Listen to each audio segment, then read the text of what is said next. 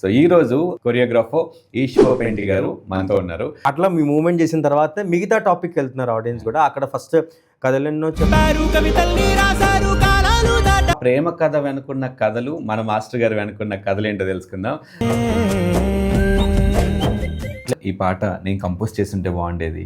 ఒక్కటైతే ఉంది బ్రో, ఒకటి life long guilty feel అయ్యేదంటే కమిటీ కొరలో సినిమా.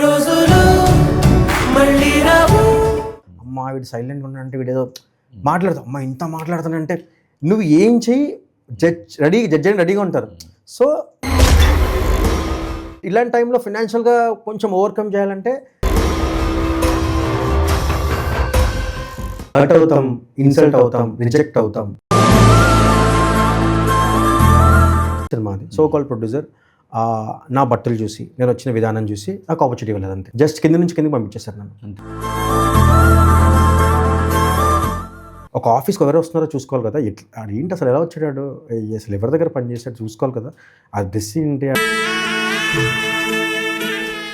కెమెరాకి మీ హాఫ్ ఫేస్ చూపించండి. ఎగ్జాక్ట్గా ఆకాష్ పూరిలా అనిపిస్తున్నారు. పూరి సార్ ఎప్పుడే వస్తుంది, కానీ ఆయన ఒక పాయింట్లో వచ్చి ఏరా అనేదో అని సెకండ్ అని చెప్పి నార్మల్గా మాట్లాడు. కట్ చేస్తే వాళ్ళు సాంగ్ ప్లే చేస్తారు. సో ఈ చుట్టంలా